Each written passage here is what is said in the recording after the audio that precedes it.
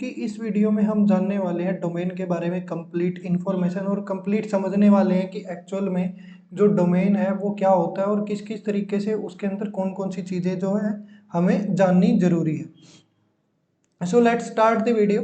सबसे पहले हम देखते हैं कि डोमेन की डेफिनेशन क्या है। What is domain? Name is a unique to easy to remember address use to access website. मतलब वेबसाइट को एक्सेस करने के लिए एक यूनिक एड्रेस होता है जो एक तरीके से नाम की फॉर्म में होता है। जैसे कि आप समझ सकते हो google.com। तो google.com एक तरीके से एक वेबसाइट का एड्रेस है एंड facebook.com भी एक तरीके से एक वेबसाइट का एड्रेस है। User can connect to website using domain names. मतलब क्या है कि जो भी यूजर है या जो भी उसको यूज करने के लिए इंफॉर्मेशन को लेने के लिए उस वेबसाइट पे आना चाहता है तो वो क्या कर सकता है, उस डोमेन नेम के थ्रू उस वेबसाइट तक पहुंच सकता है। और उसके बाद में क्या है, the actual address of A website is a complex numerical IP address.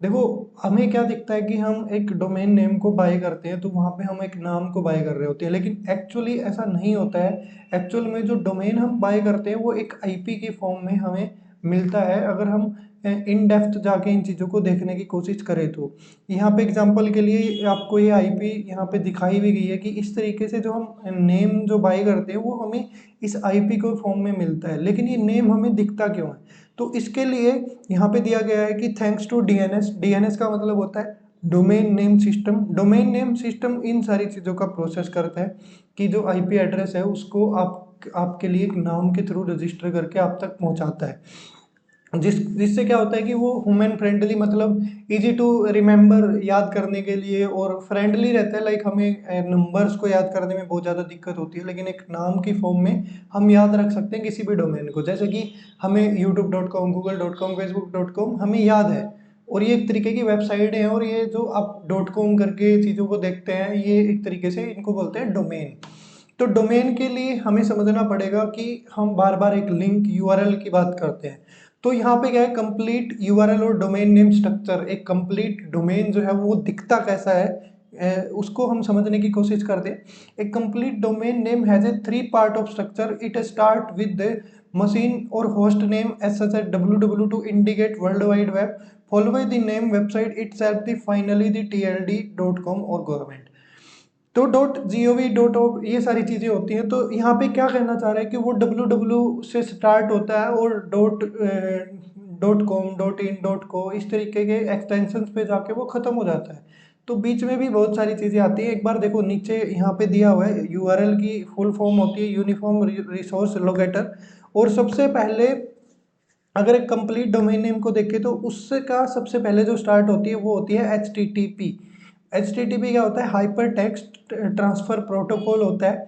अभी एक प्रोटोकॉल है कि इंटरनेट के ऊपर अगर आपने किसी भी फाइल को ओपन करना है तो आप इस प्रोटोकॉल के थ्रू उस फाइल को ओपन कर सकते हैं।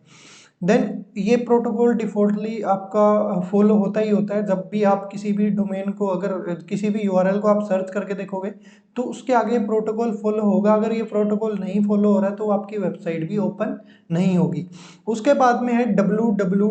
www क्या है? World wide web. www क्या है? वर्ल्ड वाइड वेब मतलब इंटरनेट। अगर अब देखो ये एक तरीके से आप इसको समझ सकते हो। HTTP मतलब एक फाइल को ओपन करने के लिए एक प्रोटोकॉल है। कहाँ पे? www पे, मतलब वर्ल्ड वाइड वेब इंटरनेट के ऊपर अगर आपने कोई फाइल ओपन करनी है तो आपको उस प्रोटोकॉल को फॉलो करना पड़ेगा। अब वो फाइल के आगे हम जो बाय करते हैं, मतलब कि कोई भी नेम, जैसे गूगल है तो Google is a domain name. Google का मतलब क्या है कि वो नेम है, मतलब एक हमारा डोमेन है। और उसके पीछे जो भी एक्सटेंशन होता है .com, .in, .c, मतलब ये अलग अलग के बहुत सारे एक्सटेंशन होते हैं, उसको बोलते हैं TLD, मतलब टॉप लेवल डोमेन। तो ये टॉप लेवल, ये कंप्लीटली हमारा क्या होता है, एक तरीके से यूआरएल स्ट्रक्चर होता है। तो हमें इसमें समझने की कोशिश करते हैं कि यहाँ पे जो HTTP दिया गया है वो क्या होता है। यहाँ पे समझने की, यहाँ पे देखो कि HTTP means hyper text transfer protocol is for web pages. क्या?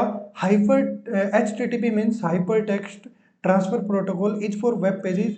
This is the command that instructor the browser to go particular web page and follow by the web pages URL. मतलब क्या है कि कमांड देता है कि आप एक पर्टिकुलर वेब पेज पे लेके जाओ। मतलब यहाँ पे देखो कि एक ब्राउज़र है, वेब ब्राउज़र, और कोई भी यूज़र क्या करता है, जैसे कि एक लैपटॉप है, लैपटॉप के अंदर हमने क्रोम ओपन किया और क्रोम के अंदर हम कोई भी एक वेबसाइट को ओपन करना चाह रहे हैं, हमने लिखा google.com। तो जैसे ही हम google.com लिखते हैं तो HTTP क्या करेगा, एक रिक्वेस्ट लेके कहाँ जाएगा, एक इंटरनेट के ऊपर जाएगा, और इंटरनेट के ऊपर जिस भी सर्वर के अंदर वो इंफॉर्मेशन पड़ी होगी वो मैसेज उस तक पहुंचाएगा कि हाँ कोई उस ब्राउज़र के थ्रू इस चीज़ को ओपन करना चाह रहा है। तो वो वहाँ पे जाएगा, उसको चेक करेगा, और चेक करने के बाद कि आपको क्या इन्फॉर्मेशन चाहिए, उस मैसेज को वापस लाके कि उस सर्वर के अंदर से जो भी इंफॉर्मेशन वो लेना चाह रहा था उस इंफॉर्मेशन को लाके उस ब्राउज़र को लाके दे देगा। कौन देगा? HTTP ये सारा प्रोसेस करता है, और ये प्रोसेस इतना फास्ट होता है कि 0.01 सेकंड के अंदर, मतलब 1 सेकंड भी नहीं लगती सारे प्रोसेस को, इतनी फास्टली ये चीज़ें हो रही होती है इंटरनेट के ऊपर। तो ये जो सारी फाइलें हमें आती है वो सारी फाइल HTTP प्रोटोकॉल को फॉलो करके ही ओपन होती। देन देखो अब क्या है कि आपको कई बार HTTP और HTTPS दो टाइप के प्रोटोकॉल्स देखने को मिलते हैं। अब जो HTTP क्या करता है, देखो जा रहा है और आ रहा है, और बीच में क्या है कि एक रास्ते को तय करना पड़ता है। अगर उस HTTP के पास कोई सिक्योरिटी नहीं है तो क्या है कि कोई भी अटैक हो सकता है इंटरनेट के ऊपर, बहुत सारे मेलवेयर, वायरसेस और इस तरीके से चीज़ें घूम रही हैं जो उस HTTPS जो भी मैसेज या डेटा लेके आ रहा है उसको हार्म कर सकती है, या जिस भी वेबसाइट से आ रहा है उस वेबसाइट में जाके उस वो वायरसेस उस वेबसाइट को क्या कर सकते हैं, इफेक्ट कर सकते हैं।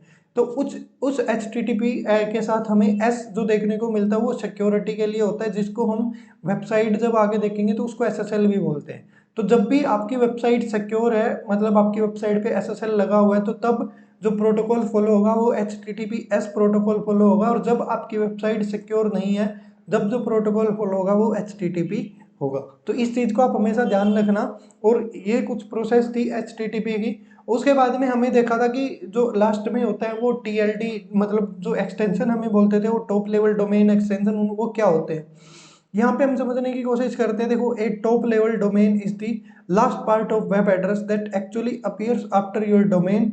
TLD serve a few different purpose. One of these help to make web address more memorable and example in www.vikasdariwal.com.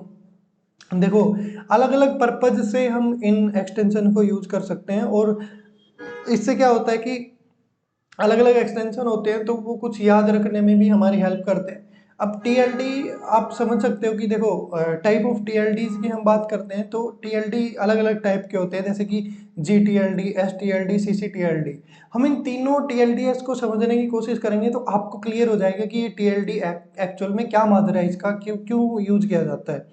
देखो, थाउजेंड ऑफ ऑप्शन अवेलेबल है जब भी आप डोमेन बाय करने जाओगे, तो आपको .com, .co, .in, .us, .org, .xyz, .live, .soft, बहुत बहुत आपको बहुत तरीके के आपको जो TLD है, जो डोमेन के पीछे एक्सटेंशन लगते हैं, वो आपको मिलते हैं। लेकिन सारे एक्सटेंशन अच्छे नहीं होते हैं। जब आप डोमेन बाय करने जाते हो तो आपको पहले पता होना चाहिए कि मेरे को क्यों डोमेन बाय करना है, क्योंकि एक पर्पज होता है हर एक TLD का।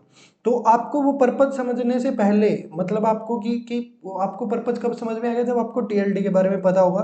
तो GTLD क्या होते हैं? जेनरिक टॉप लेवल डोमेन, इसका मतलब होता है जेनरिक टॉप लेवल डोमेन, मतलब कि वो हर किसी फील्ड के अंदर एक तरीके से काम कर सकते हैं। जेनरिक मतलब वो पर्टिकुलर एक फील्ड के बारे में आपको इन्फॉर्मेशन दे रहे हैं, जैसे कि .com है, .net है, जो .gov है, .org है। देखो, .com एक यूनिवर्सल जेनरिक है, मतलब आप हर जगह इसको यूज कर सकते हो। .net मतलब किसी इंफॉर्मेशन के बारे में, इंटरनेट के टेक्नोलॉजी के बारे में वो वेबसाइट है, ये हमें इंडिकेट करता है। .gov मतलब कोई गवर्नमेंट की वेबसाइट है। .org मतलब कोई ऑर्गेनाइजेशन है। तो ये हमें पर्पज क्लियर करता है कि ये वेबसाइट जो है ये किस बारे में है। उसके बाद में STLD होता है। STLD क्या होता है? Sponsored top level domain. STLD का मतलब क्या होता है? Sponsored top level domain. .Museum है, .ट्रैवल है, .सच है, .अमोंग है, एंड अदर्स बहुत सारे और भी हैं। तो यहाँ से .ट्रैवल मतलब ट्रैवल की वेबसाइट है। तो यहाँ पे क्या है कि ट्रैवलिंग एक तरीके से वो बता रहा है कि ये एक बिजनेस पर्पज से वेबसाइट है लाइक ट्रैवल की, तो वो स्पॉन्सर्ड एक तरीके से इनको हम बोलते हैं। CCTLD क्या होता है? Country code. देखो, country code top level domain होते हैं, जैसे कि आप .in बोल सकते हो, .us बोल सकते हो, .ca, .uk, .ae एंड अलग अलग तरीके से हर एक कंट्री के लिए अलग अलग होते हैं ये जो एक्सटेंशन होते हैं।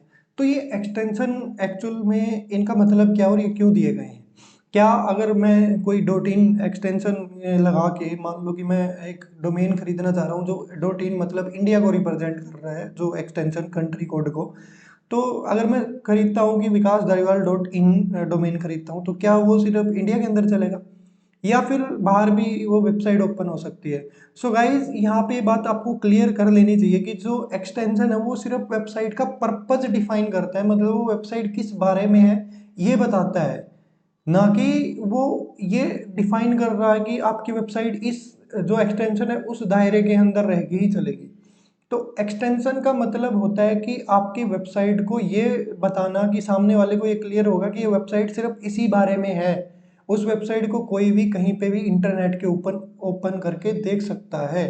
अगर मैं डॉट इन वेबसाइट के ऊपर काम कर रहा हूँ तो इंडिया के अंदर मेरी वेबसाइट को ज़्यादा प्रेफरेंस मिलेगी डॉट यूएस के डोमेन के मुकाबले में। तो ये मेजर जो डिफरेंसेस हैं ये होते हैं टीएलडी के ऊपर। तो आपको जब भी कोई डोमेन खरीदना हो तो एक्चुअल में डॉट कॉम डोमेन एक्सटेंशन बहुत ही ज़्यादा अच्छा होता है, मतलब एक तरीके से यूनिवर्सल जेनरिक डोमेन है जो हम हर जगह यूज कर सकते हैं। उसके बाद में आप कंट्री के हिसाब से भी खरीद सकते हो। सो आप देख सकते हो कि आपके लिए जो आप डोमेन बाय करना चाहते हो किस किस एक्सटेंशन के ऊपर है, ये भी हम कुछ आगे जाके बात कर लेंगे कि डोमेन को बाय करने से पहले हमें कौन कौन सी चीज़ों का जो है वो ध्यान रखना चाहिए। उसके बाद में आता है कि चलो यार ये डोमेन तो ठीक है, नाम मिल रहा है, आईपी एड्रेस मिल रही है, टीएलडीएस होते हैं, यूआरएल का स्ट्रक्चर भी समझ लिया, लेकिन इनको मैनेज कौन कर रहा है? हम खरीद रहे हैं तो खरीद किससे रहे हैं, ये भी चीज़ें हमें पता होनी चाहिए ना।